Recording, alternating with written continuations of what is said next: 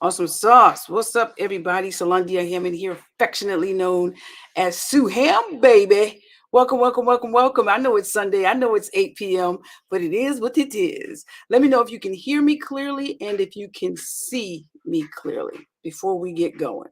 Can you hear me clearly and see me clearly? I do not intend to keep you for any longer than 1 hour. I'm going to be presenting this information rather quickly and briefly. But guess what? I'll give you the recording so that you can watch it again. So if someone could comment, even unmute yourself and let me know if you can hear me and see me, that would be amazing. And then we can get started. I can see and hear you clearly. Thank you so much, Dee Joe. Let's get it cracking. All right, y'all. Welcome to my webinar. For those of you who are not familiar with me, my name is Salandia Hammond, aka Sue Ham, baby. So I'm going to be looking up and down, up and down. I apologize. For the most part, though, I won't even be on here because I'm going to be presenting some slides here. I have 25 slides. And again, I'm going to get through them as quickly as possible, and I will entertain any questions that you may have. So let's get it going.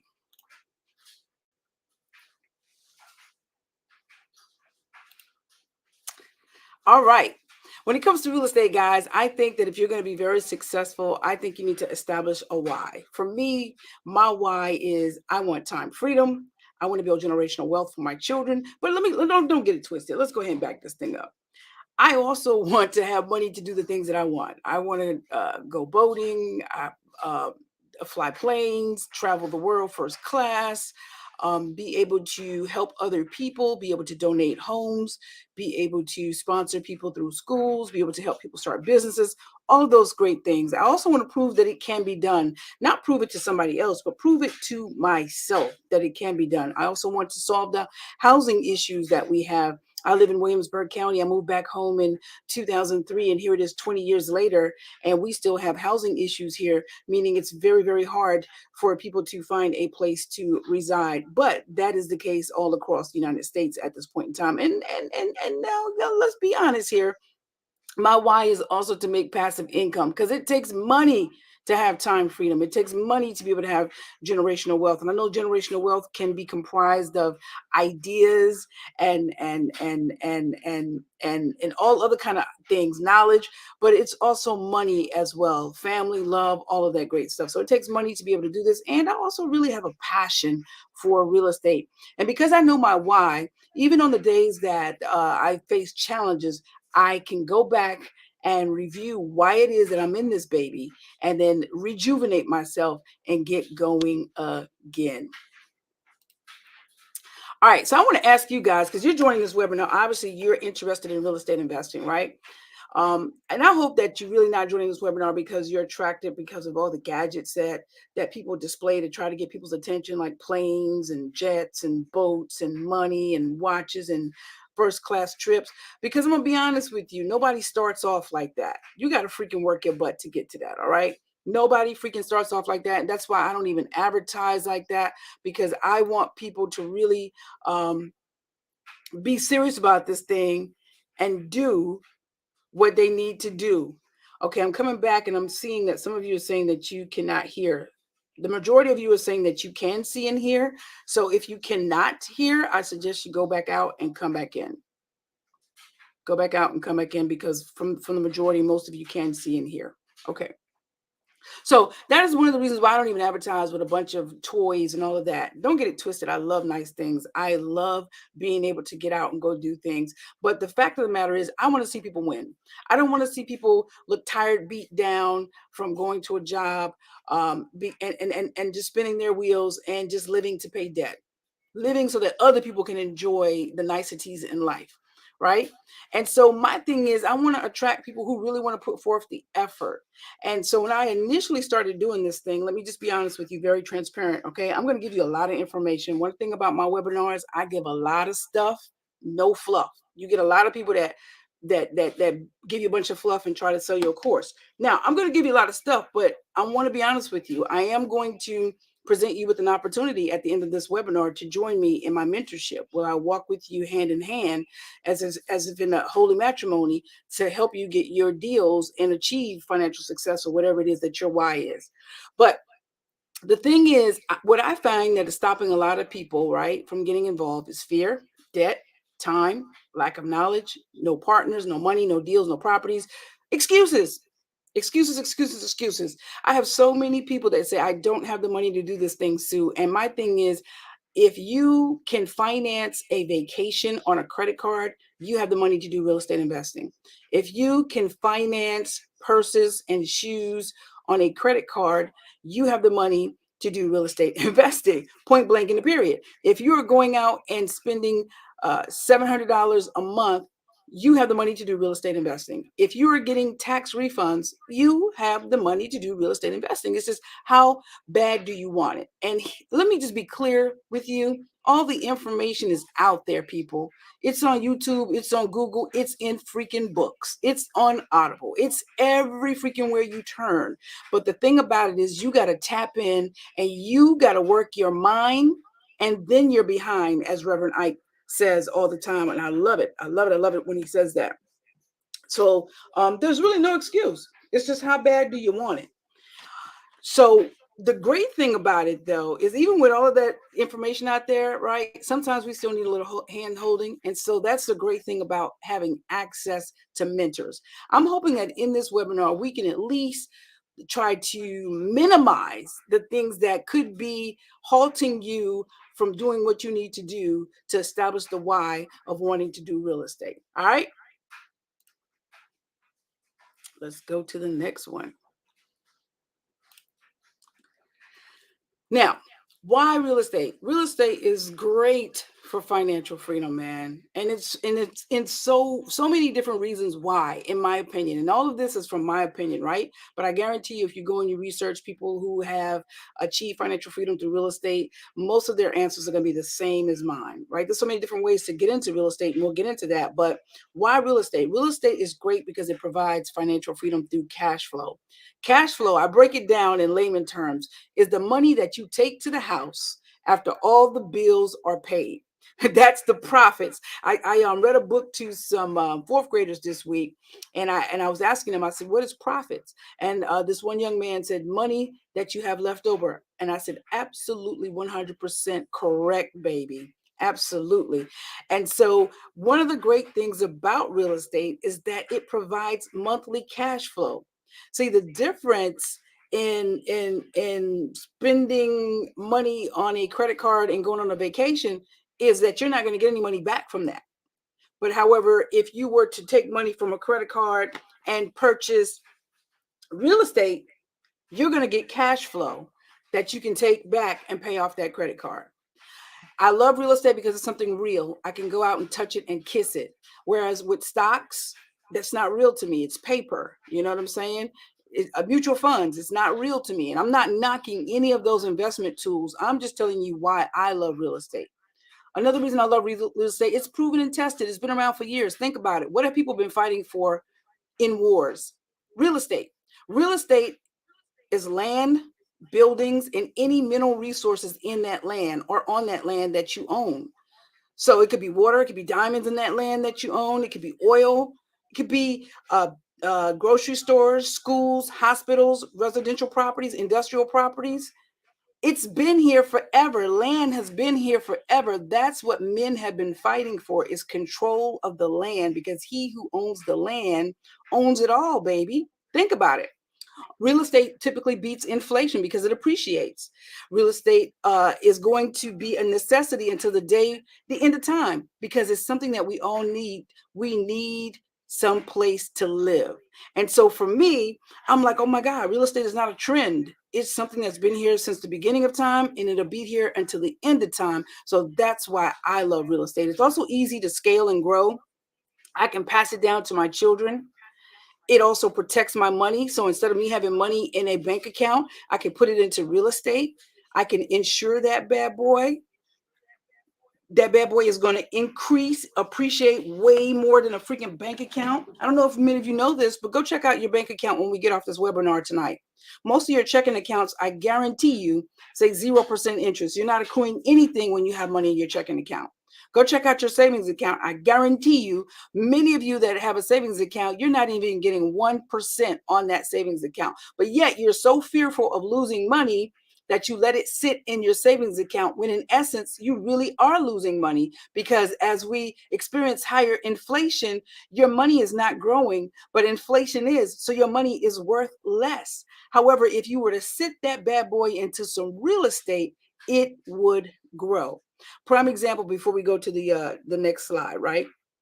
I bought some land in, I think it was 21, 1.2 acres. It was 2 lots. They were for $5,500 total. So what is that? $2,750 a piece, I believe it is. And I held on to the lots. Let me come back up on here and look at y'all. I held on to the lots for 2 years. The only thing I had to pay on those lots were the taxes, and each lot was $93 for taxes. That was it. So I paid what, $186 a year for taxes. I had it for 2 years. So you do 186 times 2, and that'll tell you how much I paid. I paid $5,500 for it. I just sold those lots. I think it was 4 weeks ago now, maybe 4 or 5 weeks ago, for $20,000. I didn't have to cut the grass. I didn't have to do anything but pay the taxes, which was $186. I paid $5,500 total for both lots, which is $2,750 a piece.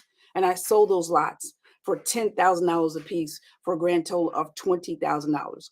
Now, let me ask you something. Had I let that $5,500 sit in the freaking bank, do you think my money would have appreciated that much in 2 years? Absolutely not. Absolutely not. So just want to throw that out there to you. Is that resonating with you guys? Comment and let me know. Is that resonating? Is that making sense to you? I'm talking a little fast because I'm excited and I'm not trying to keep you on this presentation too long. All right. Another reason why I love real estate is because, baby, you can write stuff off, okay? You can leverage it to buy other things. Good. Awesome. My Facebook user says, yes, it is. Yes, says Dee Dee. Awesome. Hey, Sydney from Sydney. Oh, hello, this is Sydney. You may not be from Sydney, but it's Sydney. Hey, Elizabeth says it does. Thank you, guys. Thank you, thank you, thank you. I'm going to have you guys talking to me tonight.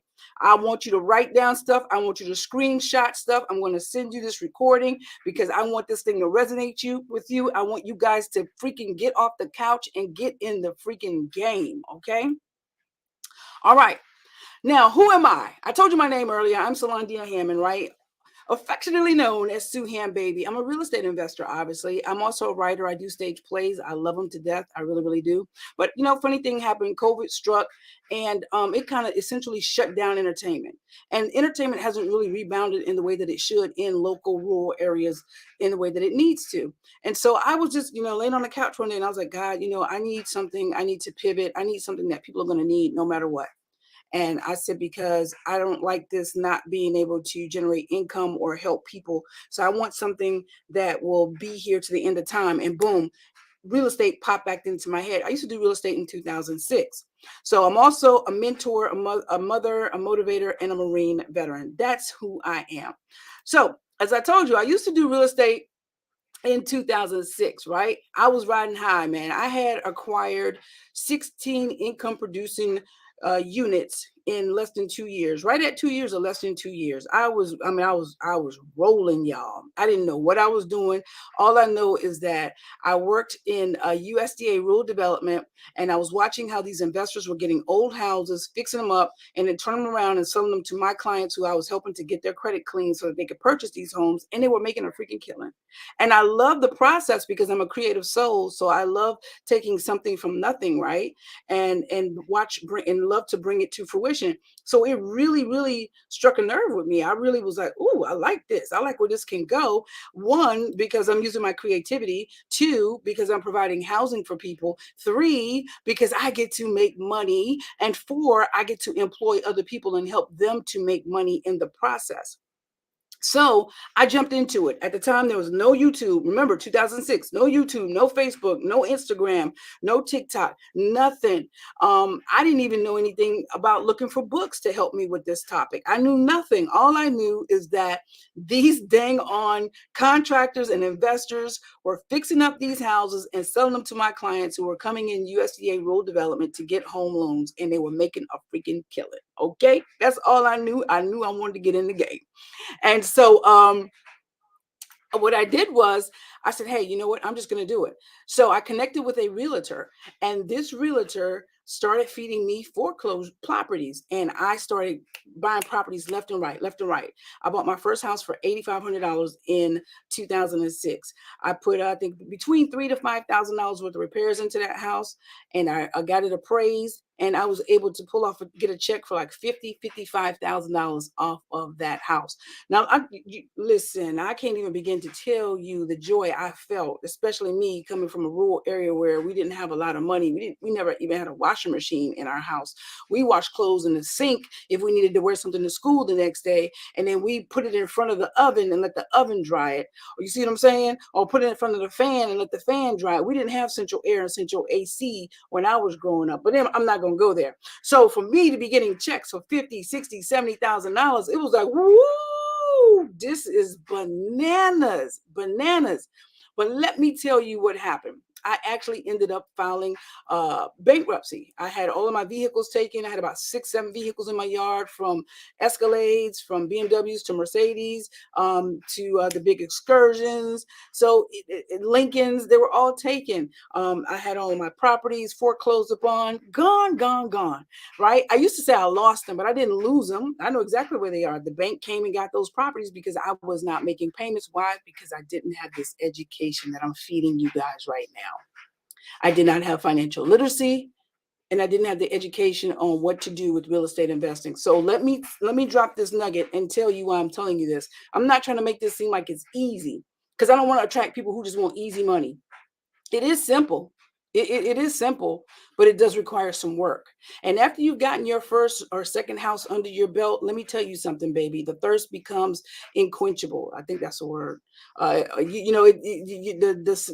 Getting more properties, you're just never satisfied. You want more properties because you want to help more people, and also you want to provide more wealth for yourself so you can enjoy it this lifetime, and also for your children. So yeah, I got started in 2006. Man, I had a good run for 3 years, and in 2009 I had to file bankruptcy because, again, I blew through my money. I didn't have the education to know what to do. I didn't know to put money away for a rainy day. I didn't know what I should do as far as hiring people, contractors. I didn't know what I should do as far as screening tenants. And I know in the back of your mind you're probably like, Sue, I don't want to get into this because I don't want to deal with tenants. Well, you don't have to deal with tenants if you don't want to deal with tenants, because you can actually lease your homes for people to buy them, right? You become the bank. Or number 3, you could sell the property, okay? But if you want tenants, and if you want to keep getting residual income, which is cash flow, money that you're bringing to the house after all the bills are paid, then what I'm going to share with you tonight is a way on how to deal with those tenants, because you can get great tenants. I have great tenants, okay? Let's keep it moving. I just wanted to share a little bit more about me. Does that make sense? Anybody got any questions right now? Let me pop in and see if you guys got any questions. Any questions? I feel like I'm talking so fast, man. I'm drinking a green tea right now. Okay. Any questions?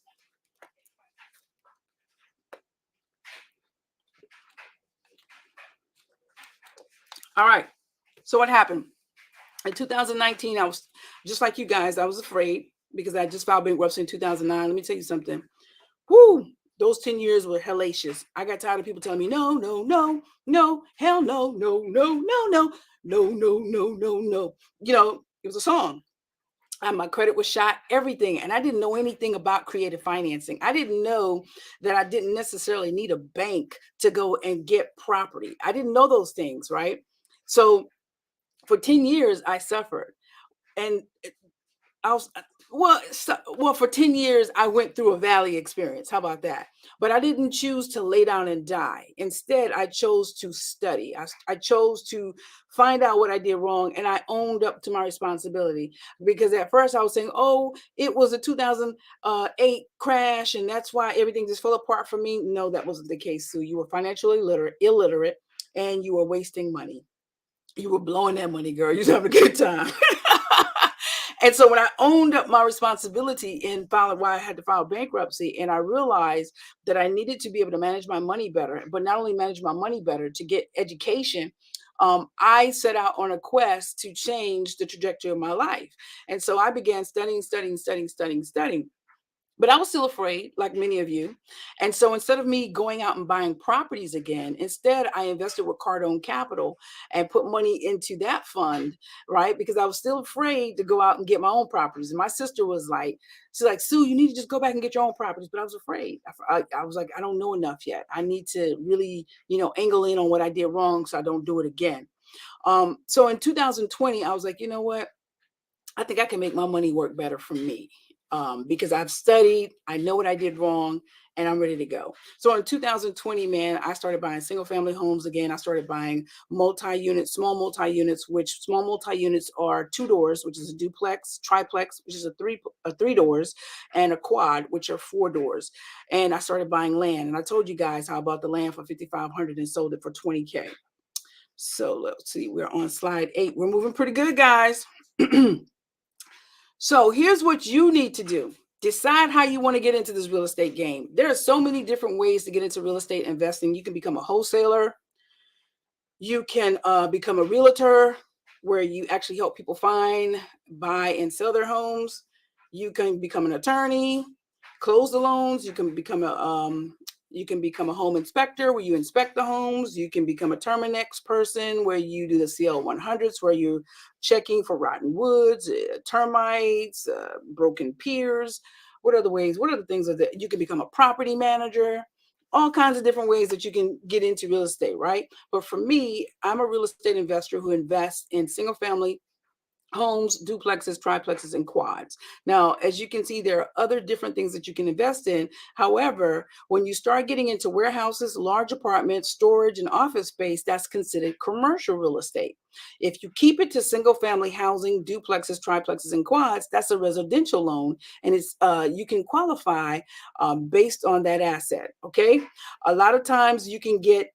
This is what some people do. I would not do it again. You can get up to 10 mortgages in your personal name. So if husband and wife, if a wife can qualify for the mortgages by herself, she can get 10 mortgages on her credit report, and that husband could get 10 on his credit report if it's in his name only. So now y'all got 20 properties together. With 20 properties, you ain't got to do nothing else. You can retire. You can retire before 20 properties. It's just whatever your retirement number is. If you need to make $3,000 a month and never have to work in anybody's job, or that's enough money, then you need to find out how many properties it's going to take you to make that. So for me, every property that I get, every door, right? A property has a door. That door has to make at least $400 for me. So if I need $2,000 to retire every month, then that means I need, how much is that? 400 into 2,000. What is that? 5 doors? I need 5 doors. So that means I either need 5 single family homes, or I need 2 duplexes and 1 single family home, or I need 1 quad and 1 single family home. Either way it goes, however it shakes down, I need 5 doors that's bringing in $400 cash flow. Remember, cash flow is the money that you take to the house, money that you have left over after you've paid expenses to live, right? So you have to determine what is your freedom number. And then you have to analyze the deals and see how much money you can bring from that deal after everything is paid for. All right. So moving on, I'm hoping that makes sense to you guys. Here's some things you need to consider. The location. Is it a good location? Go and drive it at night, man. Because it can look good in the daytime. Everything can be kosher in the daytime. And then nighttime is the right time. And all kinds of things start happening. Let me take my face off so you guys can see this big time. Okay, there we go. Should be big on your screen. All right. So you want to make sure it's a good location. Here's my thing. I live in a rural area. I've said that before. You have a lot of people that will teach you and say, do not buy in the hood, or do not buy in a rural area. Do not buy in the inner city. Okay, let me say this. Everybody needs a place to stay. Everybody needs a place to stay. So just because I'm not going to go buy in the inner city, I'm not going to tell somebody else not to buy in the inner city, because everybody needs a place to stay. And obviously, if there is demand, then I believe that you should be the supplier. So for me, I'm in a rural area. A lot of people will not invest in rural areas because they're saying the appreciation is slow. The house value doesn't grow as much. For me, I don't really care. I am in an area where about half of the people that live here are renters, and we are still in a shortage. So I know that there is a high demand here, and I'm going to be the supplier. I'm going to supply dopamine, and that dopamine is providing quality, good, clean housing with a great, awesome landlord who does not ignore her responsibilities. That's the dopamine. That's the dope that I'm dealing out here in my area. So there are some people who have gotten wealthy off of housing people in the hood, where it's shots ringing out every night. Then you've got people who only want to invest in A-class neighborhoods. A-class neighborhoods are typically neighborhoods that have the best schools, brand new homes, no older than 2-3 years old, and that's where they want to invest. So you pick your poison. For me, I'm investing in my backyard where I live and in neighboring counties because I'm very familiar with it. It's easier for me because I'm familiar with the area. It's also easy because it's easier for me to get contractors. And number three, it's just good for me. Good for me because I love helping out my community. Does that make sense? Chime in real quick, guys, and let me know. I feel like I'm talking a mile a minute. Am I going too fast? Please let me know.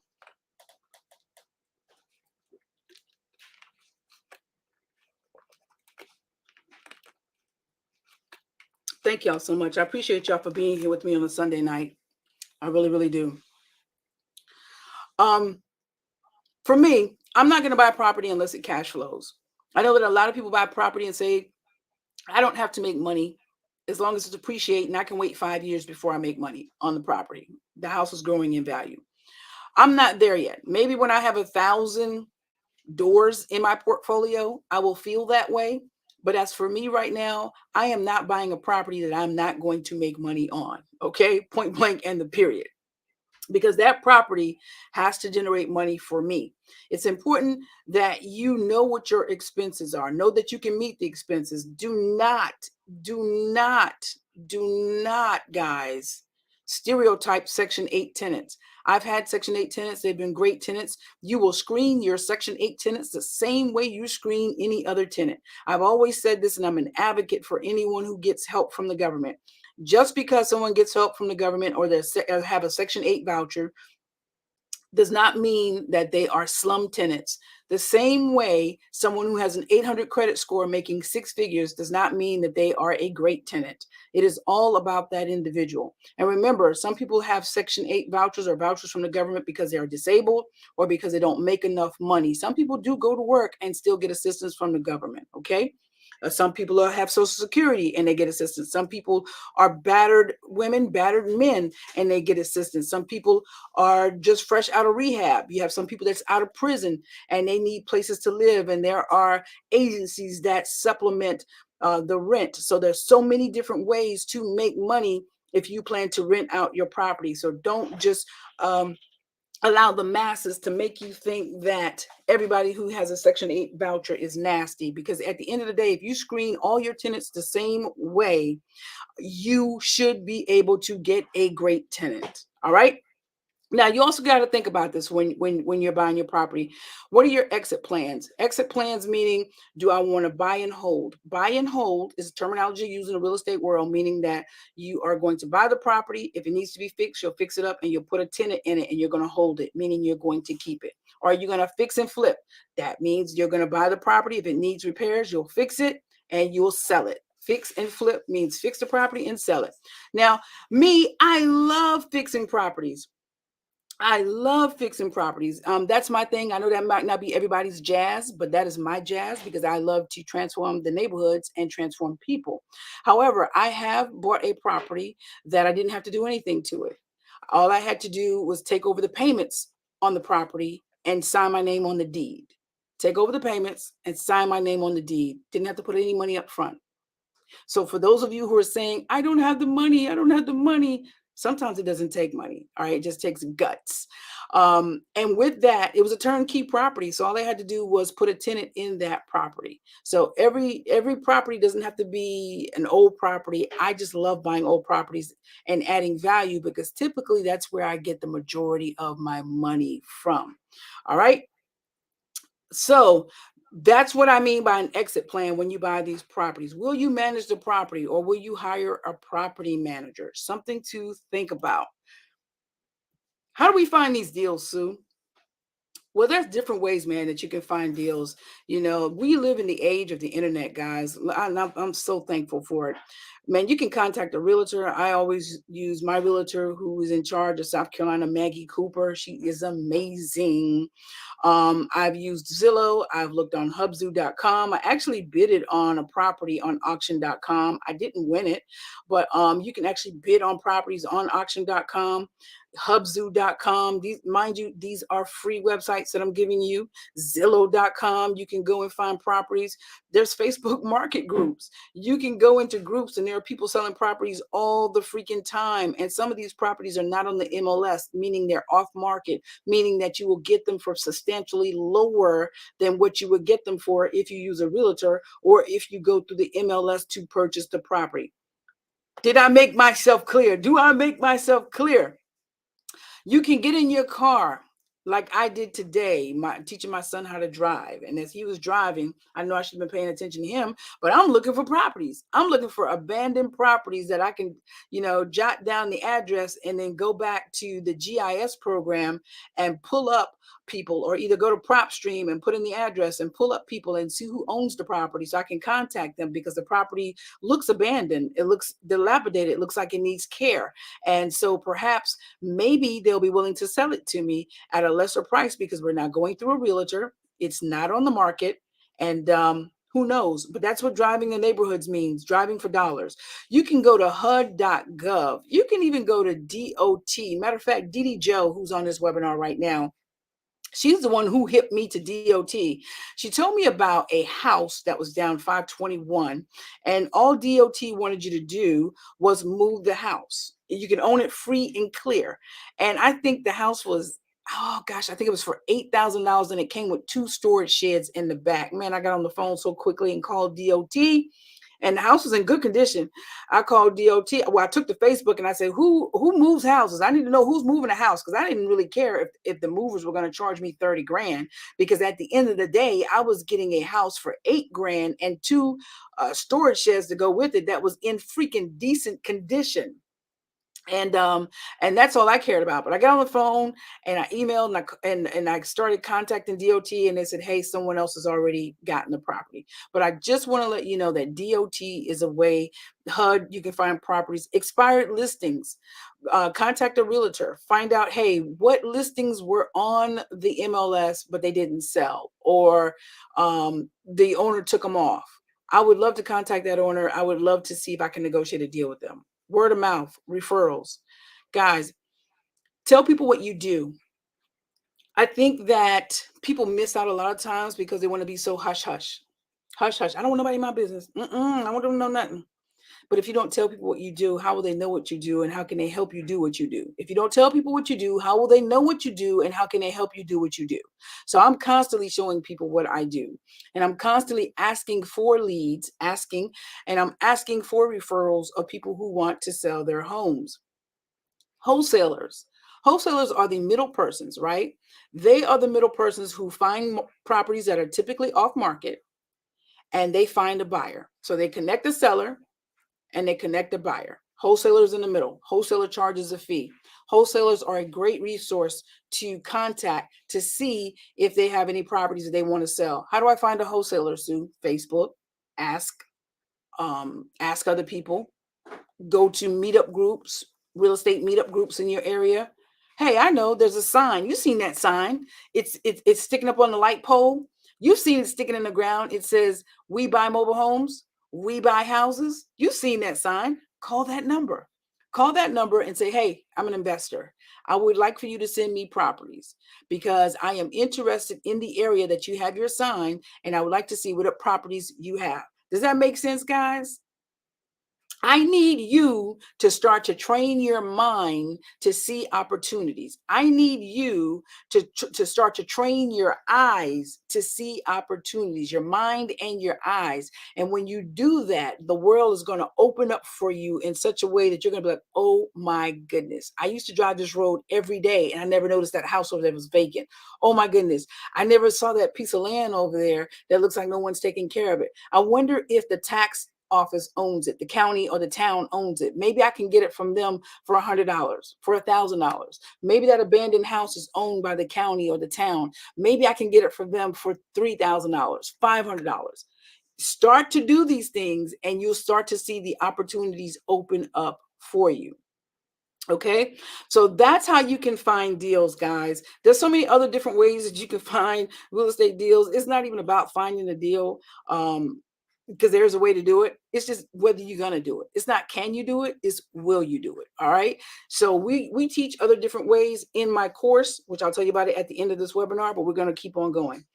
One of the biggest things you got to do is analyze your deals. You got to make sure this thing makes sense. We do not buy on emotion, baby. We buy on mathematics. We do not buy on emotion. We buy on mathematics. Mathematics. All right. Arithmetic. We make sure the numbers make sense. And so in doing so, we have to take into consideration our expenses. If we're going to hire a management company, how much will we pay them?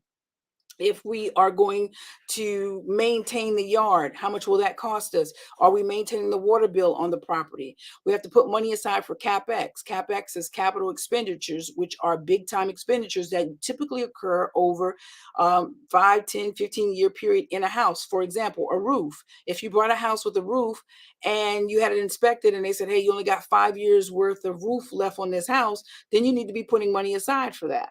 If maybe they say, hey, this is a brand new roof. Okay, wow, cool. You can still put money aside for that because probably in 20, 30 years, you're still going to need a new roof. So instead of you having to worry about that, why not put away $100 a month for that roof? Stack it away. It's called reserves, right? Also put away money for vacancy, because who knows, if you have a single family house, if that house becomes vacant, boom, you're not getting any cash flow. So do you want to come out of your pocket to cover that? Absolutely not. So the times that you have tenants in there, what you should be doing is putting money away every month to cover a vacancy if and when it happens. Does that make sense, guys? Awesome sauce. We're going to keep it moving. And I could get into so much detail in this webinar, but again, this is a webinar just getting your feet wet, getting you hopefully encouraged to go do the research on your own or join me in my mentorship. I'm not going to sit here and go for hours and hours and hours and just break this thing down. But I think that the information that I do give you, I know I far exceed a lot of the people that are out here doing webinars because I've been on them. And I do have a mentor. Anytime you're studying with somebody, you should make sure that they have a mentor. Okay. Credit and financing.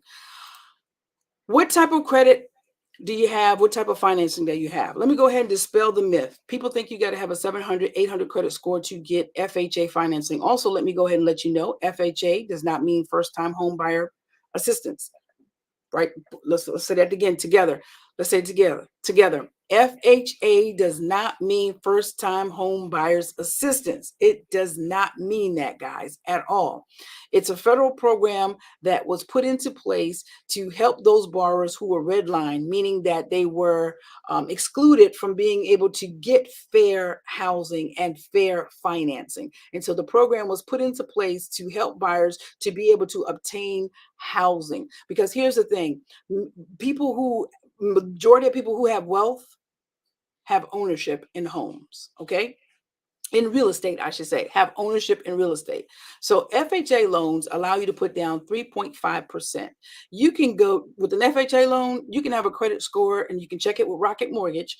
It was, I think, as low as a 500 credit score. But now let me say this to you. If you have a 500 credit score, they may require a little bit more of you. They may require you to have, if your mortgage is $500 a month, they may require you to have $1,500 in the bank, right? Something of that nature. They might want to see your bank account and know that you have enough money in there to make at least 3 bank payments. But what am I saying to you? All I'm saying to you is you don't need 700, 800 credit scores, right, to get started into real estate investing. VA loans, I'm a veteran, 100% financing, no money down. Also, guys, there are down payment assistance programs. If you have a great realtor or a great lender, they should be able to tell you about these programs that will assist you into getting into these houses. Why am I saying this? Because let me just tell you, we'll get into the house hacking portion of this in a few slides, but you can actually use an FHA or a VA loan to buy a single family house, a duplex, a triplex, or a quad and live in it and rent it out. Do you understand what I'm telling you? It's a residential loan. So you can actually house hack where you live in one and rent out the other rooms. So if you have a single family, this is how you can house hack. You live in one room and you rent out the other rooms, much like how dormitories do when kids go to college. If it's just you, why do you need 3,000 square feet of home by yourself? Why do you need 1,800 square feet, 1,500 square feet? Remember, you're building generational wealth. You have to go back to your why. So you may have to sacrifice those toys and sacrifice all the privacy at first, right? You only got to do it for a year. So you could buy a house that's 1,800 square feet with 5 bedrooms or 4 bedrooms. You could live in 1 bedroom, and guess what? You can rent out the other 4 bedrooms and make money, which means that you're living for free because you have 4 other people living in that house with you. And you're living for free. They're paying down your mortgage. You're getting a tax break. They're taking care of your utilities because you're making more than enough money, and you're going to have cash flow. What is cash flow? Cash flow is the money that you have left over that you take to the house after the bills are paid, right? So you might say, I don't want to do that, Sue. Well, buy a duplex. You live in one side of the duplex and you rent out the other side. Same difference. You're still getting money. Well, buy a triplex. You live in one side and rent out the other 2. Buy a quad. You live in one side and rent out the other 3. At the end of the day, you can use an FHA loan, which requires 3.5% down. Okay. Okay. Okay. Or a VA loan, 0% down. Okay. And you can buy these types of properties and actually get in the game and become an investor just that easily, just that fast, just that quick, just that quick. All right. There are also hard money lenders. There are hard money lenders that will loan 6 months, 12 months, 18 months, 24 months to give you the money to buy a house and fix it, right? The only difference is you can't live in it. You cannot live in it, okay? It has to be a business loan. It has to be investor, meaning somebody else lives in it, okay? All right. They also have hard money lenders that will convert those short-term loans into a 20-year loan or a 30-year loan. There's private investors. Private investors are people like your doctors, your lawyers, or someone that you know with a lot of money. Maybe somebody just won the lottery. Somebody just inherited a bunch of money. People who have a bunch of money and don't know what to do with it. Those are your private investors. You can strike up a contract with them or give them some type of equity in the home, or let them be your lender and you pay them back. If you have a 401k, borrow the money from your 401k. Okay, borrow the money from family and friends. If you have a primary residence, and I say this if you're willing to take the risk, okay, only if you're willing to take the risk. If you have a primary residence and it is worth $300,000, and it's worth $300,000, and you owe nothing on it, then that means you have $300,000 sitting in your walls of your home. That's called equity. You owe nothing on it, and it's just freaking sitting there.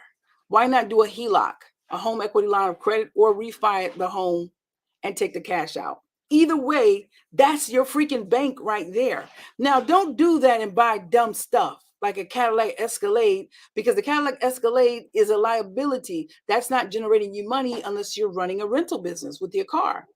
But if you were to take a HELOC or refinance your home and do a cash out and take that money and put it into real estate, into income producing assets, that's a win-win, baby. That's a win-win. Contractors. There are some contractors that you might be able to find that will partner with you, whereas in you and the contractor could buy the home and do the work in the home. And then when you sell the home, you pay the contractor off. Come on, somebody, because if you've got the knowledge on how to do this, you are generating money for the contractor in 2 ways. You're generating money by paying him or her for doing the work. And the second way is from selling the house and the profit that you make and splitting it with that person. As a contractor, if I was a contractor, I would definitely do that deal. Okay. Seller financing. The seller becomes the bank. They're not checking credit. They're not checking bank statements. They're not checking tax returns, none of that. You contact the seller and say, hey, I would love for you to be the bank. I pay my mortgage to you. We'll go to an attorney. We do a title search, make sure you don't owe any money on this thing. And we'll draft up a mortgage, or we'll draft up a deed, and boom.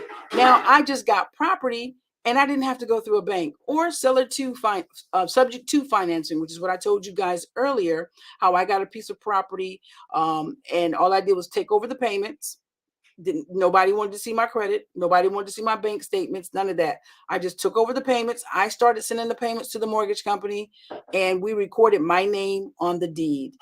Simple as that. Then there's credit cards.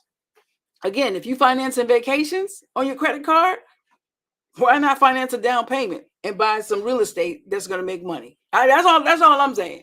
You think about that, okay? Because if you're going to use a credit card, why not use that credit card to get it to make you some money and then pay that bad boy off? Just something to think about. I know y'all get tired of hearing me ask this, but I got to ask, does that make sense? Chime in. Let me know what you think. Let me know what y'all thinking. I got to turn this heater off. I'm a little chilly. Chime in. Let me know what y'all thinking. What are y'all thinking about this? Questions. Eric Waters says facts. Yes, facts. Lacey said, I'm always quiet. I need to stop. Yes, you do, Lacey. You got to tell people what you do. How will they know what you do? How can they help you do what you do if they don't know?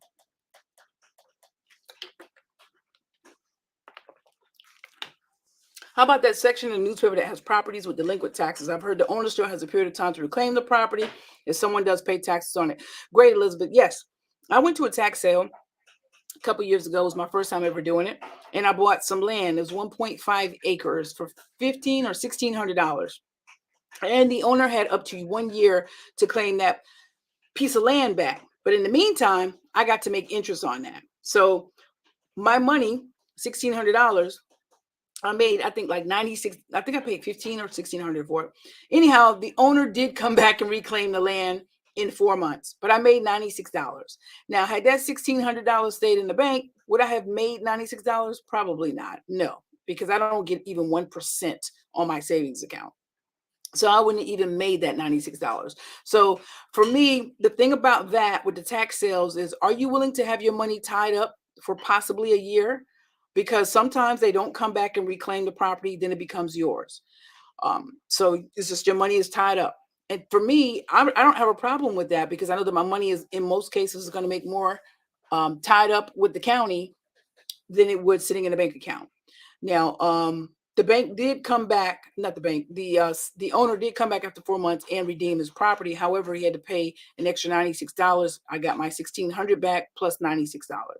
But yes, tax sales are a great way to do that. And you can also contact your county and your town offices. They have a listing of properties that did not sell at the tax sale. So essentially, the county owns them. You can contact them and negotiate payments. Now, I do recommend you do title searches on these properties, right? Because you don't want to buy something from the county or the town or whomever, and it's like $400, and you like, yeah, I got some land and it's only $400, and then you start building a house on it. And then come to find out the land has a tax lien against it, or some type of mortgage lien or something against it. The title is not clear.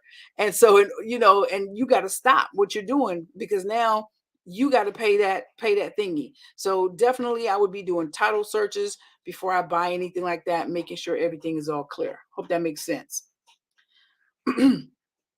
HELOC is an interesting option. Yes, let me tell you why HELOC is good. Okay, because when COVID came, right, we saw some great interest rates, right? We saw like 1.99%, 2%, 2.775%.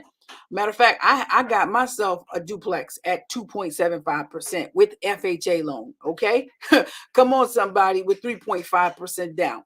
All right, so quit playing. What I'm teaching, I don't teach in theory. I teach from application. I do this. I'm out there and I'm doing it, and that's one of the things about me. You can see it on my YouTube channel, my Facebook channel, my Instagram channel.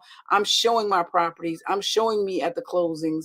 I'm doing this because I would never take advantage of anybody, and I would never want anybody to take advantage of me. Now, here's one of the reasons why you would want a HELOC. So let's check this out. On my duplex, right, in 2020, I had a 2.75% interest rate, right? So I wouldn't necessarily want to refinance, cash out, and take the money out if my interest rate is going to go up to a 7%. I don't want to leave a 2.5% interest rate and go to a 7%. So why not take out a home equity line of credit, which is called a HELOC for short? I get to keep my 2.75% interest rate and whatever equity I have in my property. That's the part that I would get the HELOC on. So if I have $50,000 available to me in equity, then I can get a home equity line of credit on that part. And a HELOC works just like a credit card, my friends. You only pay on what you use. And when you pay it and you have more access, you can use it again over and over and over and over again. So I would never mess up my 2.75% interest rate. Instead, I would get a HELOC on that equity. Does that make sense? Feet are still cold. Fanny, you better go get by a heater and let's get in the game, girl. Come on here now. All right. Can you apply for hard money for the tax sale? I don't know if many hard money lenders will allow you to do that. Now, you might be able to apply for a bridge loan. Most of the hard money lenders I know won't do that, but here's what I will tell you.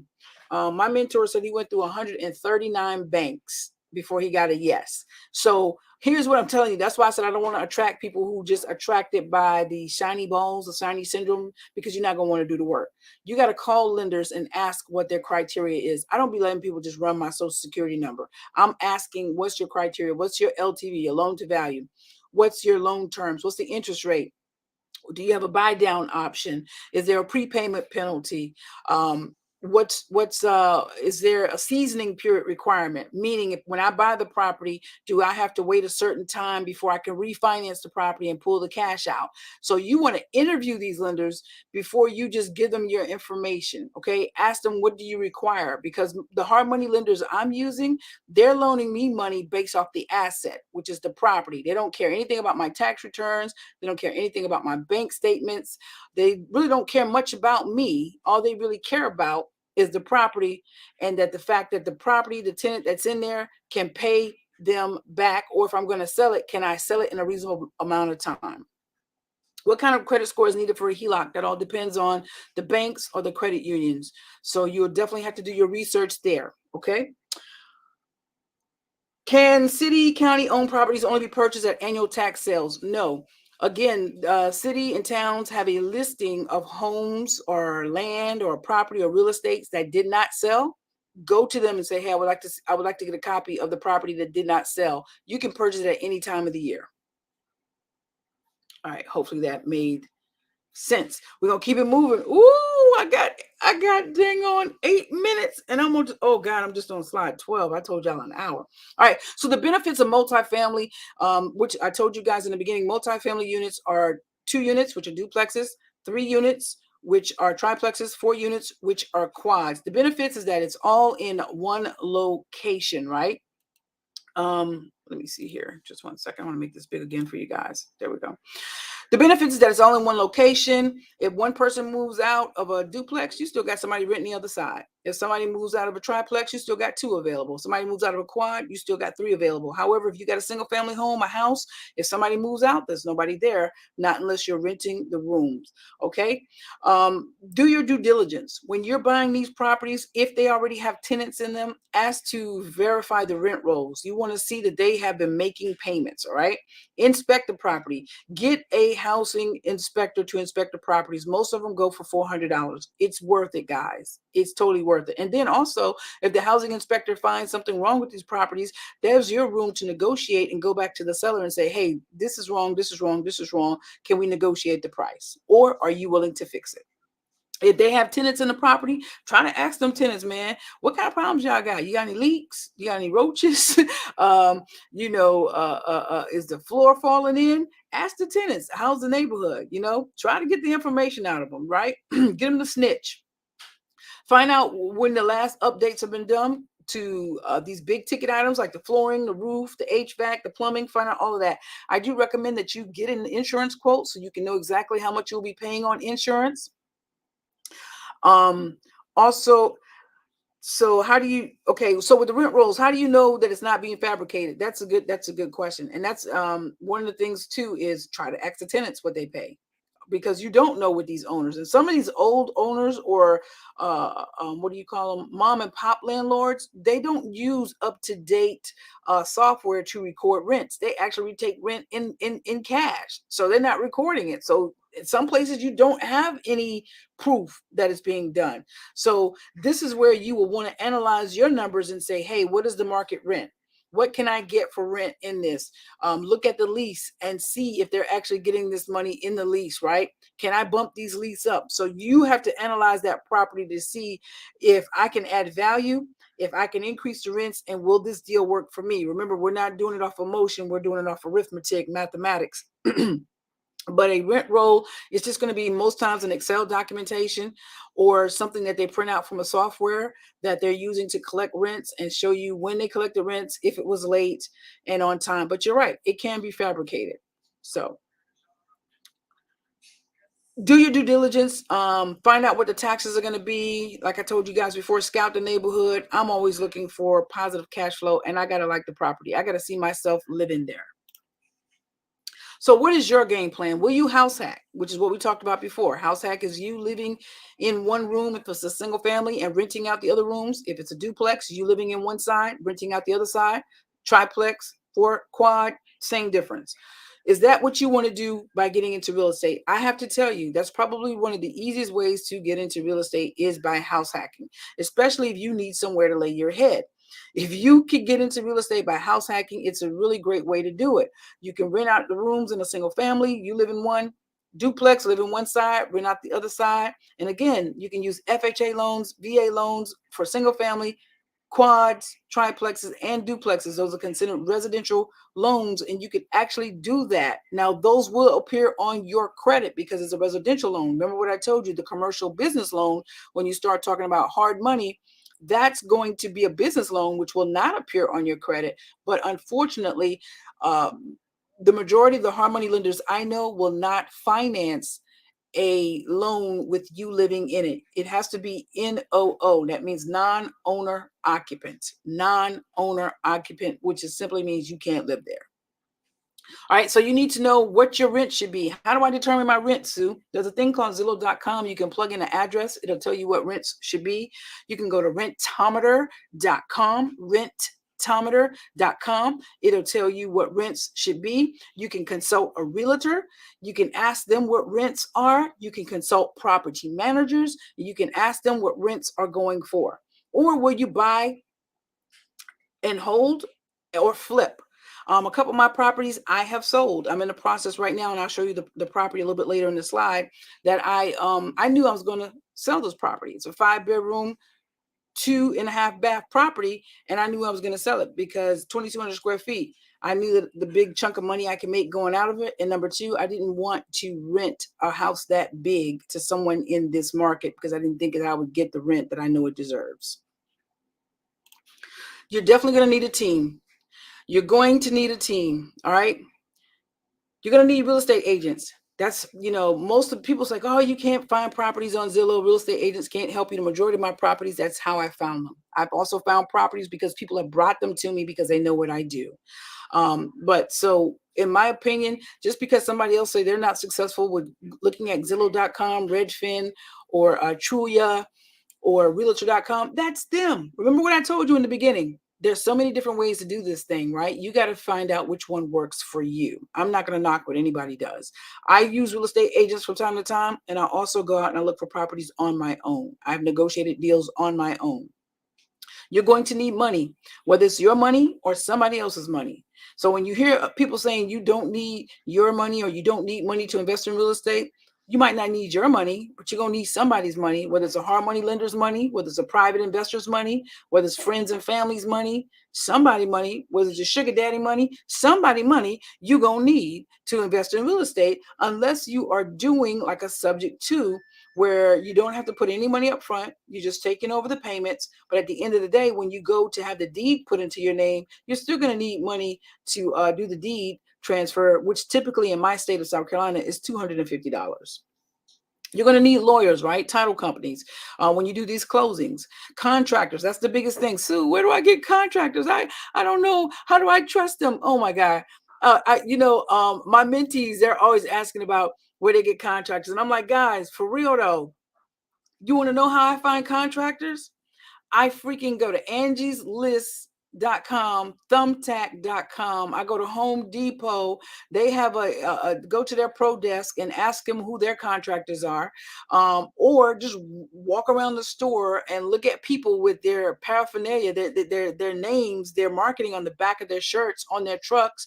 I drive around and I see people fixing houses, and I'll stop, because now I have an opportunity to see the work they're actually doing and ask for a card. So those are ways that I am finding contractors. I am also reaching out to other investors and asking, who did you use? Who do you like? I'm also going on Facebook and asking, can someone give me a quote on this? Would someone be interested in this job? There are many different ways to find contractors. Now, will you get some nasty slack ones that slip through the crack? Yes, I've had to fire contractors. Okay, it is what it is. It is what it is. You keep it moving, right? You keep it. It's no different than going to a job and getting fired.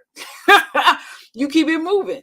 So many different ways to find contractors. Put a call out for them on social media. Home Depot, Lowe's, early in the morning. Go to these other specialty stores that they're going to be at, like the electrical stores where they're getting supplies.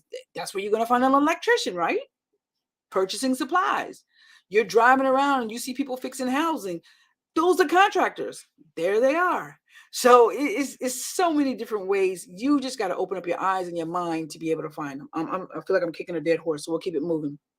Insurance agents and property management. If you want a property manager, you may want to manage it yourself, because we're in a day and age where everything is online. We have apps for that. There's an app for that. There's an app for that. There are apps for managing your properties. But if you want hands off, you can have a hire property manager. They typically charge anywhere between 6 to 10%, 6 to 15% of the monthly rent. Typically, it's 10% of the monthly rent. That's where it normally falls in the average, okay? But if you don't want to deal with that, hire somebody to do it for you. Okay, we're almost done here. Moving. And so we already talked about that, property management. Here are some of the software programs. You can go to avail.co. There's Cozy, there's Hemlane. I think there's Buildium. Listen, you could just go to Google, my people.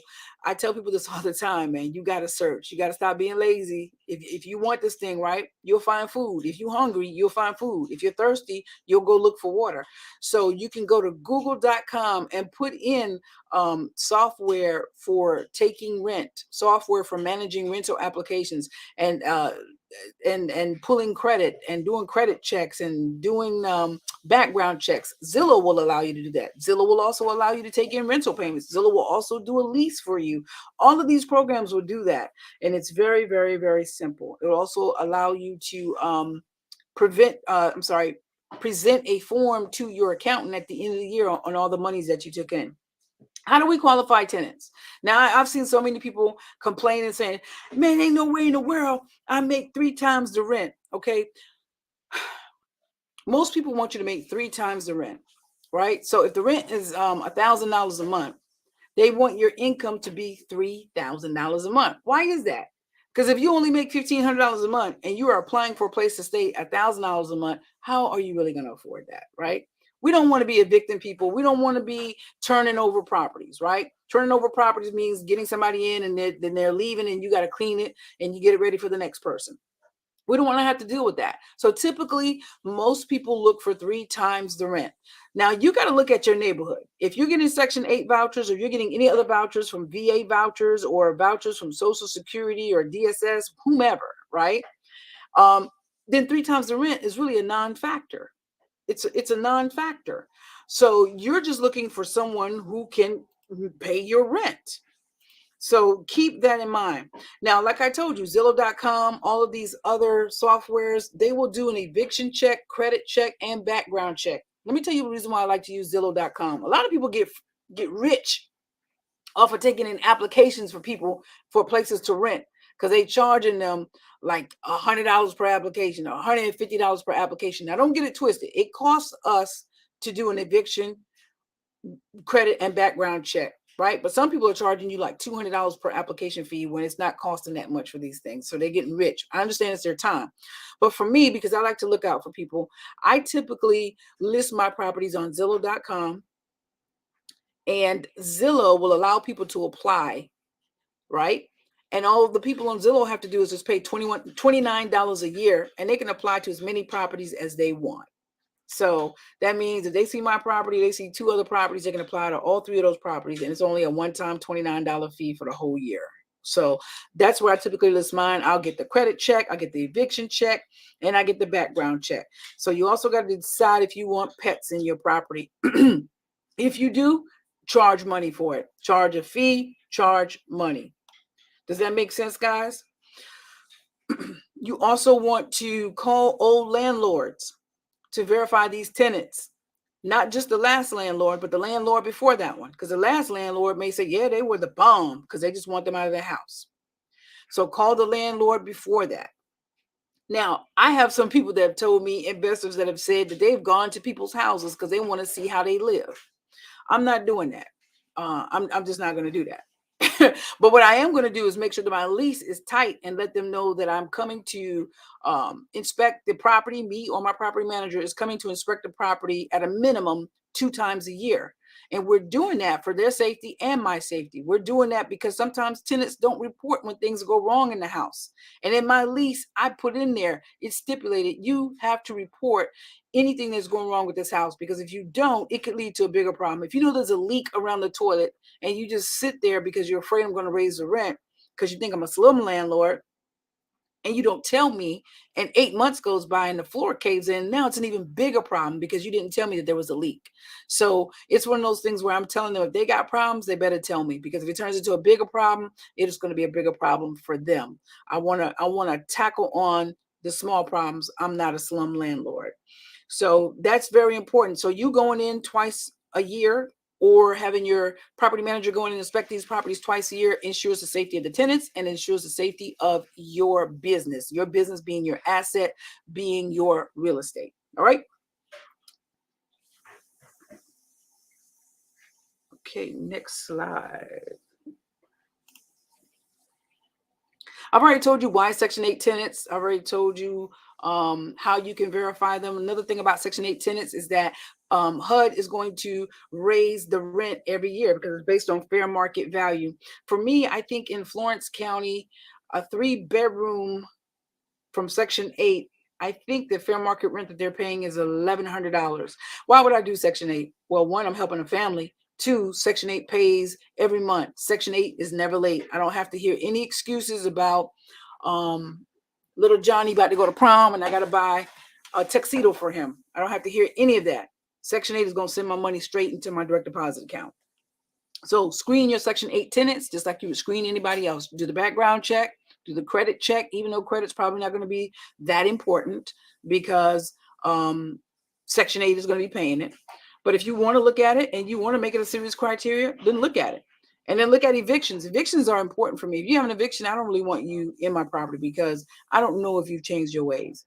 Now, and I'm going to be honest with you, I'm still meeting with people. I have one person that I did lease a property to. They had an eviction and they explained themselves. And I just was really kind of like going on my gut.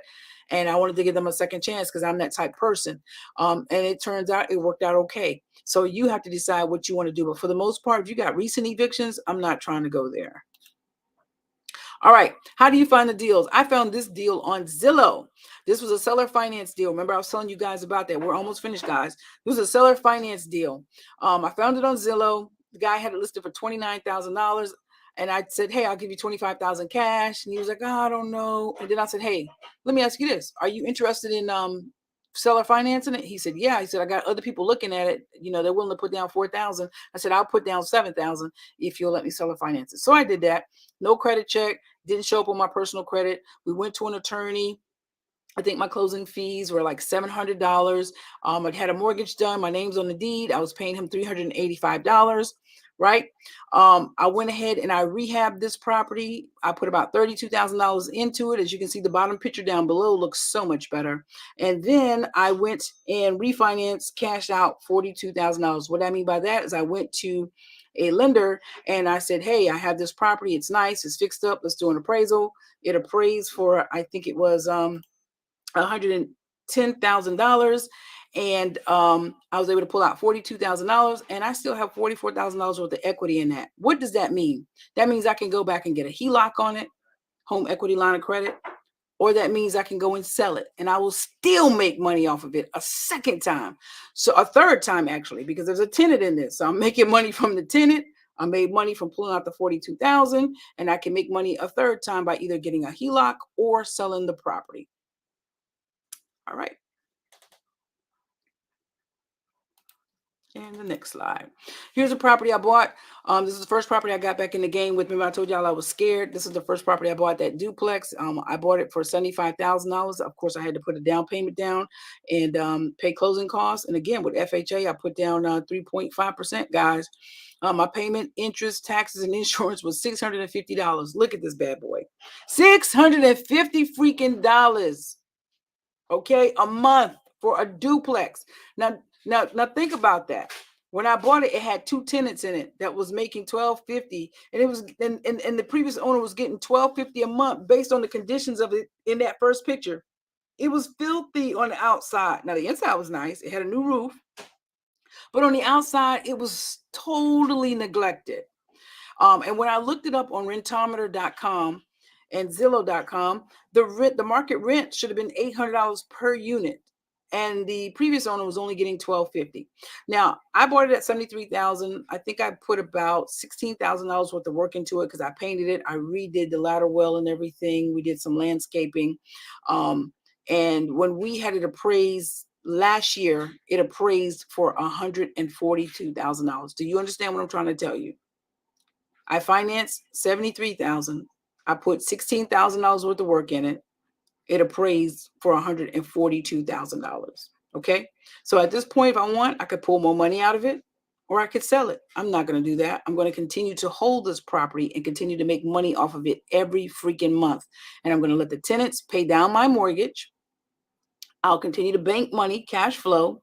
And if I want to use this as a bank and go refinance it or do a HELOC, I can do that, because I can promise you, I don't ever intend to sell this property. It's going to be passed down to my children to continue to make money for them. All right, here's a property up top I bought for $25,000. It's a duplex. Doesn't look like one, but it's a duplex. We just finished up on it. I've got pictures and videos, but I'm not going to show it to you tonight. I'll give you my YouTube page, which is Suham. If you want to go, I've got a real estate thingy playlist, and you can go look at my journey on this property. But I only paid $25,000 for it. Look at the potential rents, $1,500. Okay. Now I did put $55,000 worth of work into it. And I'm going to get my money back by doing a refinance cash out, and I'll be getting all of my money back. And let me just say this, the $55,000 worth of work that I put into it, it wasn't my money. It was actually a hard money lender. The house on the bottom, someone, and the house on the top, I negotiated that through my realtor, Maggie Cooper, and we got that deal in the contract. The house on the bottom, someone found me on Facebook and said, hey, my mom and dad has a house. It comes with an additional lot that's on its own separate tax map number. We want $30,000 for it. I say, shoot, okay. So I was like, yo, is your mom and dad willing to do seller financing, right? And they said, no, they want the money up front. So I said, okay. I didn't quite have all of the $30,000. So I turned to friends and family and I got the money. So, I took their money and I put my money together and we got this house, right? And the great thing about it was they weren't charging me any interest on the money. They was giving me the money straight, free and clear. All I had to do was, once I either sell this house or refinance it, give them their money back. Okay. Now, when you're dealing with private lenders, they're gonna put some interest on that thing because they're gonna want to make money, right? But my friends and my family, they didn't do that. Now, I'm gonna be honest with you, they should have, but they didn't. So anyhow, I got an extra lot with this thing. It's currently rented for $1,275. I refinanced this bad boy, pulled money out of it, and I pulled out like $42,000 out of this. I paid back my hard money lender who gave me the money to fix it, and pulled out $42,000. And guess what? I'm not paying the loan. The tenant who lives here is paying the loan. And when they pay the loan, the taxes, the insurance, the payment and the interest, whatever's left over comes to me. I make about $400 a month cash flow off of this property. So let me explain that to you. I walked away with $42,000 in my pocket, cash free, because it was a refinance cash out, which is a loan, which is tax free. And then I placed a tenant in. and that tenant is paying me $1,275, and they pay the payment, interest, taxes, and I walk away with about $400 a month in cash flow. So hopefully that makes sense. I think on the next slide, I'm actually showing you guys what this baby looked like. Yeah, here is the before and here's the after. So let's check this out.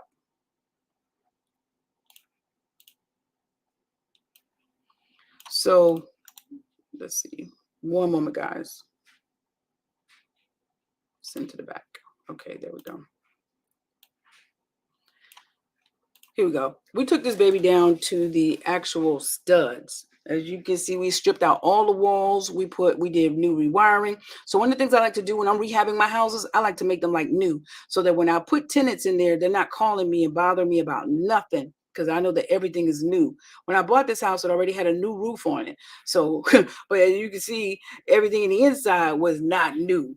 So we actually painted the outside. We have not replaced the windows. We plan to do that at a later date, but we did update with all new drywall, new flooring, new ceilings, new doors, new wiring throughout the entire house. We closed in the carport, and we put in a unit because the house did not have an actual unit in it. And instead of it being a 2-bedroom, 1.5-bath house, we actually converted it to a 3-bedroom, 2 full-bath house. And so, boom, that's what we did. And I'm very proud of that. I'm actually making money every month off of that. And the money that I took out from the refinance cash out, I was able to buy other properties. So this is the before, and this is how it looks in the front now. All right, here's another property that we did. I love rehabbing properties. Some of y'all may not want to get into this. You may not want to deal with contractors and things of that nature, right? I love doing it. You can buy turnkey properties. Turnkey properties is properties that don't need any work. You may not even want to have tenants. Again, you can get properties and sell it and make a killing. And I'm going to show you my last property in a second and show you and tell you what I'm not potentially, but what I'm going to make on that property. So here's a property that I bought. This was the seller finance property. No, I'm sorry. Let me stop it. This is the property. Let's bring that to the back. Okay. This is the property that I bought that I'm actually selling. It's a 5-bedroom, 2.5-bath. We converted it. I'm sorry. It was a 4-bedroom, 2.5-bath when we bought it. We converted it to a 5-bedroom, 3-bath. So I'm gonna let you see what this baby looked like before.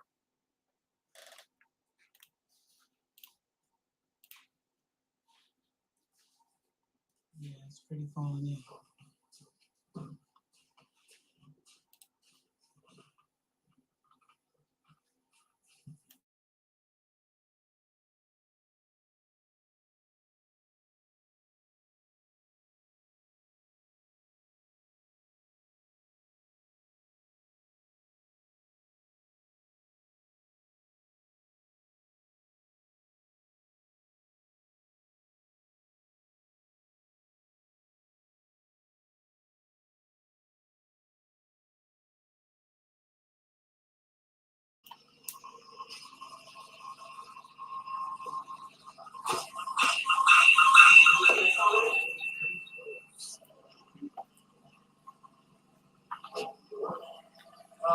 When I bought this property, guys, the floors were horrible.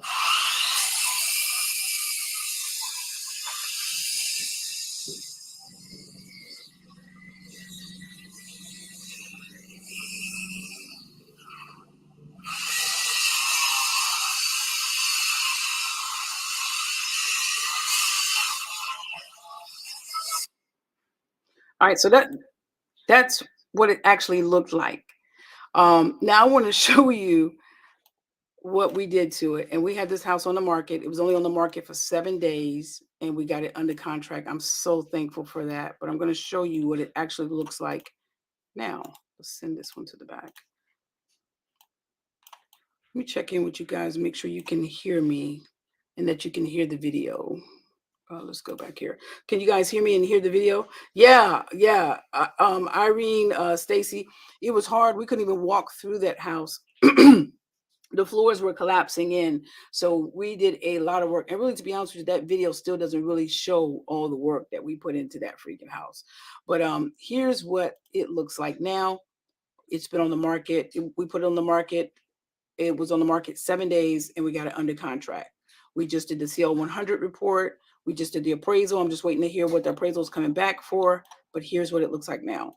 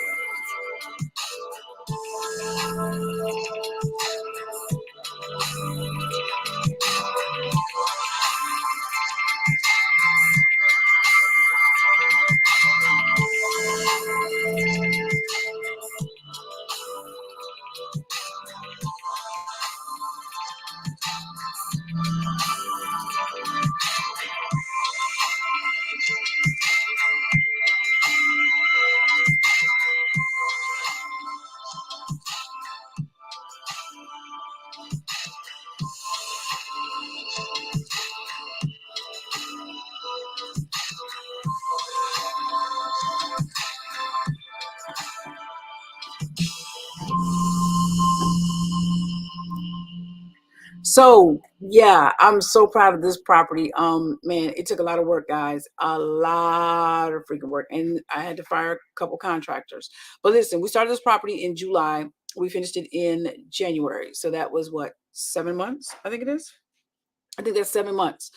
We listed it for $287,900. We had a contract on it 7 days later. Okay. We purchased the property for $70,000, purchased it for $70,000, listed it for sale for $287,900 7 months later. Once the deal closes, I'll come back and update you guys. But let me just tell you this, I'm going to walk away with a 6-figure payday after 7 months of work. Was it all easy? No, because again, I told you I had to fire a couple contractors, but it's so worth it because I know so many people who go to work all year round and don't make 6 figures. So, and not only that, I got to, again, remember what I told you, I got to transform the neighborhood. I got to take an ugly duckling, fix it up, make it beautiful, provide housing for somebody. And the third thing is it's a win-win-win situation because I'm walking away with cash. And from this cash, I'm going to take all of it because I've already identified several other properties that I want. And I'm going to purchase those properties and I'm going to continue to build my cash flow, which will continue to allow me to do what I want to do. You see, here's what I'm looking at. Every house that I get, that I buy and hold. Remember, buy and hold. You buy it, you fix it, you keep it, you put a tenant in, and you make money off of it. It replaces a bill for me. So if I want to buy a boat, I'm going to go buy a property, and I'm going to put a tenant in there, and that tenant is going to pay for my boat. If I want to take a trip, I'm going to buy a house, and that tenant is going to finance my trips. If I want to buy a vehicle, I'm going to buy a house. and that tenant is going to finance my vehicle. So in essence, I'm allowing my assets to pay for my liabilities. Does that make sense? Jonitha says amazing. The staging was done, Stacy, she says beautiful, by my realtor, Maggie Cooper. So you guys will hear me talk about Maggie a lot. All right, just a couple more slides and we're done. Here's some major mistakes I want you to avoid. You got to screen your tenants if you're going to buy and hold and have tenants in your property, okay? Make sure you have reserves. Remember what I told you. Just because I walk away with six figures, or like when I refinanced that other house and walked away with $42,000, that doesn't mean I go buy a brand new Escalade or a Mercedes or a BMW, right? No, you put away money for whenever if something does happen with these properties, or if a tenant moves out, then you can sleep good at night when you do that, instead of taking your everything that you make and putting it into a liability. All right. Another major mistake is not knowing your numbers, not analyzing the deal. We teach you how to do this in my program. Not inspecting your property regularly, right? You just one of them landlords who just getting a check every month. You don't care how it looks, right? That's a big no-no. You got to inspect your property regularly. You got to increase your rents every month. Why? Inflation happens every year. We saw what inflation did over the last 2 years, right? We know what egg prices are. We're in the year 2023 right now, in case somebody's going to watch this replay after tonight. But you want to increase your rents every freaking year. Put that in your lease, that your rents will be increasing every year. And you can actually put how much it'll increase by, 3%, 4%, what have you. Big mistake is not paying your loans. If you have a loan on these properties, pay your bills, man. Have pest control done. Know the eviction protocols. Know what states are eviction friendly. Landlord friendly is what they call them. So in the state of South Carolina, which is what I'm in, if somebody doesn't pay me rent by the specified time on my lease, I can go right down there to the magistrate office, pay $40 and get them up out of my house, right? Because I'm not playing them games, because I am not a slumlord. And if you do not have a legit reason as to why your rent is late, then I can't work with you. Again, I am empathetic and I am compassionate and I have worked with people. Let's not get it twisted. But I also need you to understand this: people will take advantage of you. And so if you feel like you that person is going to get taken advantage of, they're going to sell you a dream, then you don't need to be managing your property. You need to hire a property manager. All right. And you need to have a team. These are important major mistakes to avoid. Just 2 more slides, guys, and we are done. Now, remember, I told you I wanted to tell you about an opportunity to work with me. This opportunity, you have access to me in a private Facebook group, right? We also have other investors in there as well. And I teach you everything that we've taught. I've tried to teach you in this quick 90 minutes, because it's 9:26 p.m. right now, and I still couldn't teach you everything, but I just wanted to give you a quick overview. And I hope I've done well. I hope I've done well by telling you how you can become a real estate investor by house hacking, by buying a single family home, a duplex, a triplex, a quad, and renting it out. I hope I have done well by telling you how to find properties. I hope I have done well by telling you how to get the funding for these properties. Of course, I can't go into great detail because we would be on here for hours. I hope I have done well with giving you alternatives, whether you want to buy and hold, whether you want to fix and flip, whether, that's your option. So I'm hoping that I was able to do those things for you, to answer those questions that we said I would do in the beginning. And if I did not, this will be your opportunity to ask more questions for clarification. But I want to extend an opportunity for you to actually work with me in my mentorship group. You will have access to an online course. It is online. It is for a lifetime. I am constantly updating it. Actually, some of the people that's on this webinar tonight are some of my students. So this is for your lifetime access to this course, and I'm always updating it. I'm bringing in people to talk to you about home ownership, the home ownership process. I'm bringing in lenders. I'm bringing in people to help you fix your credit, to tell you how to fix your credit, what things you need to do. So many ways to work a deal to get money. Listen, here's what I can tell you, and I'm not BSing you. I have paid thousands of dollars for information, right? And I know that for a fact, the information that I teach in my course, and because I'm there in the Facebook group to help you, other people are not teaching. I even invite my students to come out to my properties. If they're around here locally and they want to come out, come on out. I'll show you my properties. I'll show you what we do. Let me put my face back on the screen here. I'll show you what I do. I'll show you how I talk to my contractors. I'll show you how I negotiate my deals, everything. Come, you can shadow me because you've paid for that. You've earned that right. You can do that. So in this course, we teach you how to own your first rental, how to get financing, how to screen tenants, how to do Section 8 tenants, how to execute lease agreements, what cash flow is, what cash on cash is, what cap rate is, how to evaluate deals, the BRRR method, which I didn't really cover in great detail tonight. However, I do have another webinar and I can give that to you guys if you want to check it out. We also give you a workbook and glossary and so much more. But the biggest thing I think is that you have access to this course forever, and you have access to me via Facebook group. And something that I've started is that I've given my students access to me through a strategy phone call. So I'm only one person, but I try to make myself available as much as I can to my students via Facebook online, which I'm there all the time, inviting them to come out to my projects and giving them strategy calls.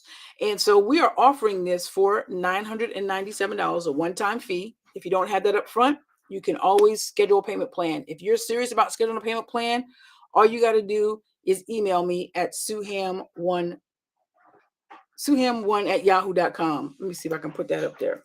If you need a payment plan. If you want to go ahead and purchase the course, you can find it at moneywithrealestate.com. Right now, I want to entertain any questions you guys might have. That's the email. You guys can send me an email if you say, hey, Sue, I really want to get into the course. I need a payment plan. They will set you up on a payment plan. If you don't need the payment plan, go to moneywithrealestate.com and buy the course right away. Now, something else I want you guys to check out is, and I'll come back to the screen, my YouTube channel. If you go to my YouTube channel, let's present that channel. Let's see. If you go to my YouTube channel, you can actually, one moment, guys. You can actually go and check out a bunch of videos and information that I have concerning real estate. See right there, Real Estate Investing with Sue. Just go into the playlist. If you go into the playlist, there are 118 videos, and you can actually follow me on my journey as I go through these projects. But more importantly than that, you get to learn. I'm actually teaching. Again, like I said, I don't give fluff. I teach stuff. That's just, I love doing it. So please, by all means, go to my YouTube channel, Sue Ham, and click on that Real Estate Investing with Sue Ham, and you will learn a lot there. I promise you, you will. At this time, guys, I want to entertain any questions that you might have. I'm also going to put this back up. Let's see here. Any questions? Is FHA loan a one-time thing? That's been my understanding. Eric, absolutely not. Yeah, a lot of people think that. So Eric, check this out. The guidelines say with the FHA loan, in order to get it, my eyeliner is running. I'm sorry, guys. In order to get it, right, you have to, hold on one second, Eric. I'm going to answer your question, but I want to do something.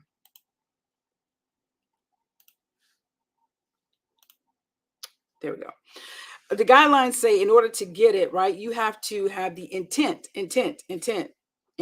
Y'all can look up the word intent to occupy the property, right? Because it has to be a primary residence for a year. And after you lived in it for a year, guess what? You can go get another FHA loan. But let's just say for some reason you couldn't live in the property for a year. Maybe your job is transferring you. Boom. So now you have the FHA loan, but you only fulfill 2 months of the year, right? That you're supposed to occupy it. Your job is transferring you. Well, guess what? If you can prove that your job is transferring you, boom, you can get another FHA loan. If you get a new job, the job is not transferring you. You just change jobs and it's over 60 miles. You can get a new FHA loan. If you're going through extenuating circumstances like a divorce and you and that person no longer going to be living there together and it was an FHA loan, guess what? You can move out and go get an FHA loan. So there are different circumstances where you can have 2 FHA loans at the same time.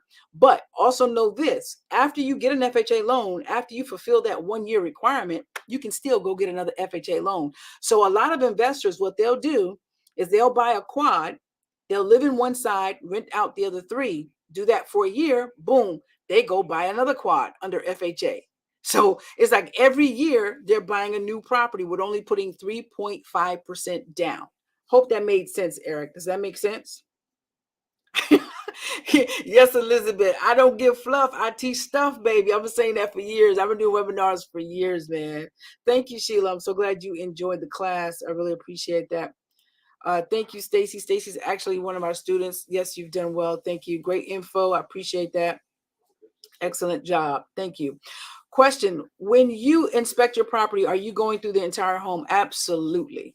I'm also hiring an inspector. The big house I showed you guys that we have under contract that we're closing this month, I actually hired an inspector. It cost me $400 for him to go in and inspect the house before I even put a dime down, right? I initiated the contract, but everything was contingent upon the inspection.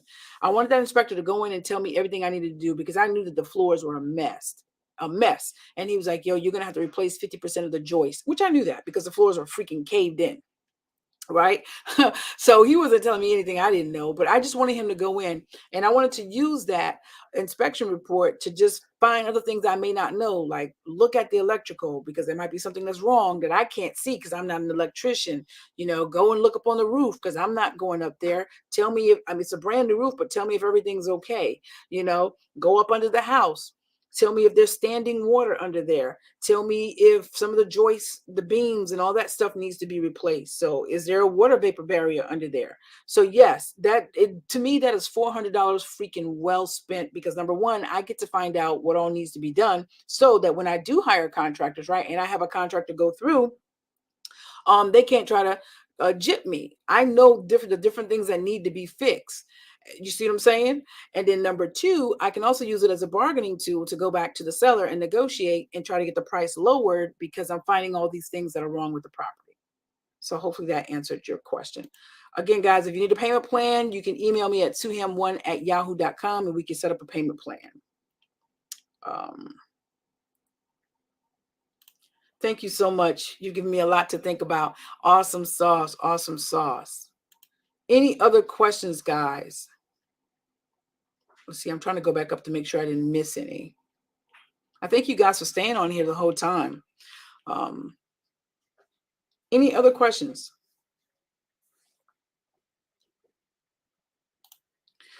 This is a great course. We offer a lot of great information, and I just want to help as many people as I can to have that freedom. It's all about the why, whatever your why is. You guys should have gotten a workbook with this. Did you get the workbook? What's the minimum for hard money lenders? That's your question, Eric. Okay, the minimum just depends on the hard money lender. Rehab Wallet, which is a hard money lender I use, they have no minimum. There are some hard money lenders that will not loan in a rural area. Rehab Wallet does not care. I use them. I also use ILS.cash. They don't care about a rural area. They don't have a minimum loan requirement. Some hard money lenders, you got to have $100,000 loan for them to do the deal with you. You know what I'm saying? Some $50,000. So these are questions that you want to ask. And these are the things that we teach you when dealing with these lenders, the things that you need to ask. So right now, if I want to go out and purchase a $15,000 house, I can do that with the lenders that I have access to. What is the score needed for hard money? All right. So some hard money, it's not really a score type thing, right? However, if you have a 640 or higher, you're going to get a decent interest rate. But there are hard money lenders who will loan you based on a 600 credit score. And they're just doing most times they're just doing a soft pull. Okay. How do you find a reputable appraiser? Through the lender. Most lenders will select the appraiser for you, because of everything that went down with 2008 and all that funky, janky stuff. You could get appraisers to put anything on an appraisal report and they would do it. So because of that, and the banks were just loaning to any and everybody, most banks will not allow you to pick your appraisers. They actually pick their own appraisers. Now, that does not mean that when they pick these appraisers, if they come back with some crazy evaluation, that you just go with it. You lay down and go with it. That's not the case. Prime example, one of my homes in Lake City, it initially came back, I think, at $120,000 or $128,000 on the appraisal, and I was like, no, that's not it. And I actually went out and I looked on Zillow.com. I contacted a realtor as well, and I said, hey, can you give me a report? It's called a CMA report, where they're analyzing properties that have sold in the area that are comparable to yours. And then I went to Zillow and looked at the sold, properties that were comparable to mine, and I came up with the figure. And I was like, nah, it's worth more than that. I was thinking it was worth, like 140. the guy came back, revised the appraisal, and it came in at 142. So you can always challenge your appraisal. Now, there are some hard money lenders who will allow you to pick your appraisers. Not very many, but there are some that will allow you to pick your appraisers. Now, so what I have done is I have contacted other investor friends of mine, and I'm like, do you have an appraiser that you have used that seems fair and has given you a fair value for your property? And I do have a couple of those in my back pocket. All right. You are a rock star, Eric. Thank you so much. Thank you for being on here. Any other questions? I don't know everything, and I don't profess to know everything. And when I don't know something, one of the things that I pride myself on is I have people I can go to, other investors. I have other mentors that I have that I can go to, and I have Google and YouTube that I can go to, and I will get you the answer. So that, because I'm in this thing, I'm doing it too. And my goal is to have 1,000 doors, 1,000 units. Now, I just want you to do the math. Remember, I told you my phone. I told you my personal goal is every door I'm clearing $400 per cash flow on average, right?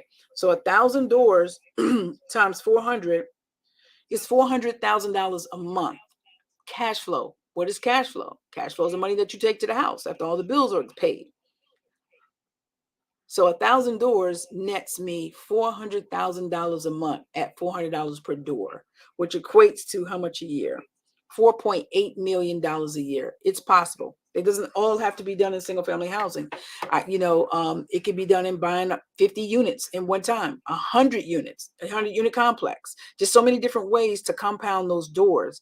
The biggest thing is to just get started. And the only way to actually get the doors up to 1,000 is to start by one. Some of you may not have dreams and goals or aspirations as big as that. You may only want 10.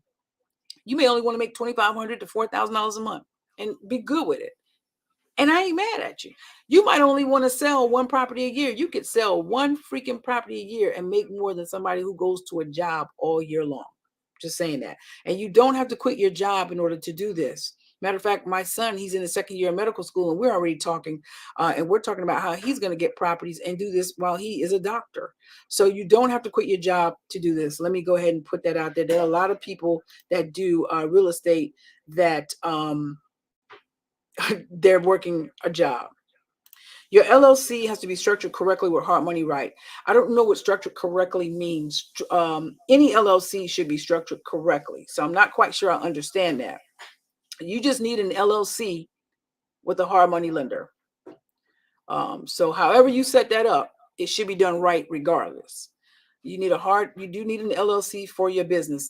So that's the difference with using a hard money lender, a business loan.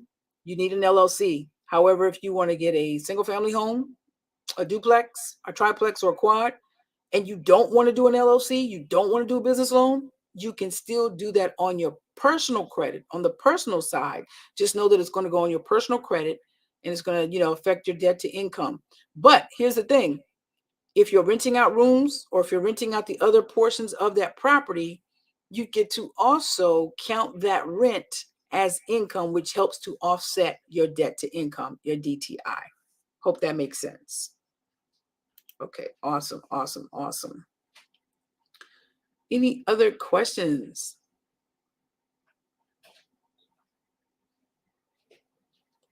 Awesome. You did get the workbook. Awesome. I'm glad. Guys, go through that workbook. I'm also going to send you a copy of this webinar so that you can go back through that workbook and this webinar at the same time and make it make sense. I want you to make sure you go to the YouTube channel and make sure you're watching those videos in my real estate playlist. That's going to help you as well. I also want you to go to moneywithrealestate.com and check out the information on that website.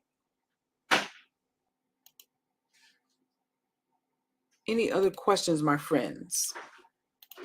Thank you. I appreciate that. All right. I don't think there's any other questions. The majority of you stayed to the end. I appreciate that. That's good looking. Listen, I just want to say too, this is a mindset thing. I didn't really go into mindset tonight, but it's a mindset thing, right? I can teach you strategies and tips all day long. But if you don't have the mindset for this thing, you're not going to win. So you got to understand that it is going to require you putting in a little effort, a little time. I'm not trying to make it seem like, oh, anybody can do it. But the truth is, anybody can do it. To be honest with you, I'm sitting here, I talked to my 13-year-old son and my 3-year-old grandbaby, and I'm telling them about properties. I'm looking for my book.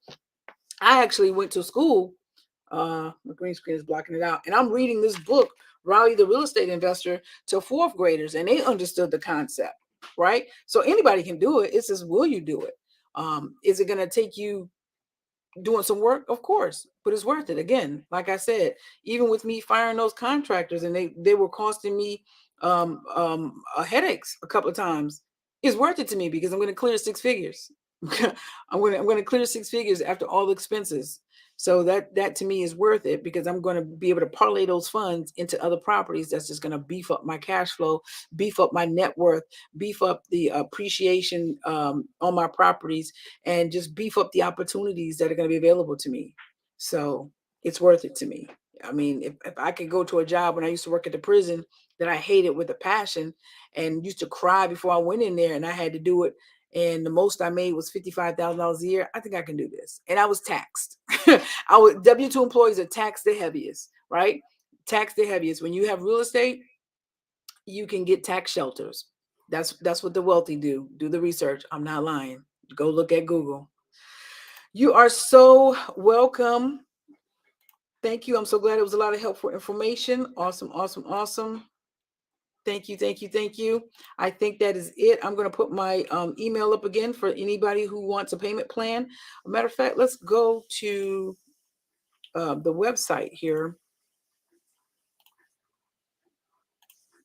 And just 1 minute, guys.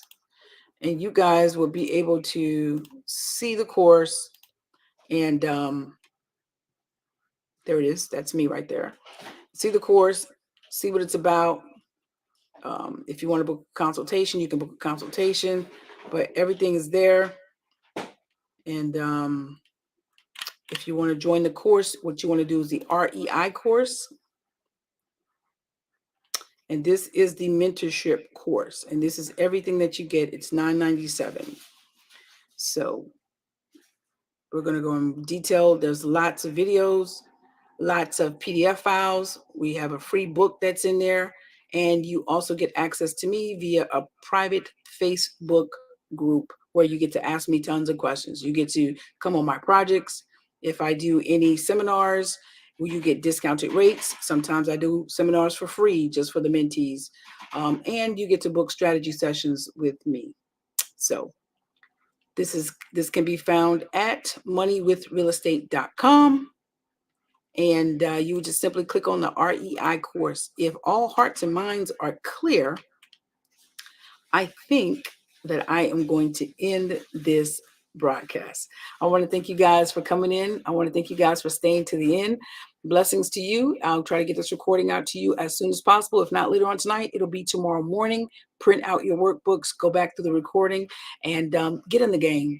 Get in the game. Your first deal may not be a home run, but baby, get in the game. And I guarantee you, if you work with me, we'll get you to the home run. You just got to be willing to go through the course, take the first step, and let's get through this thing.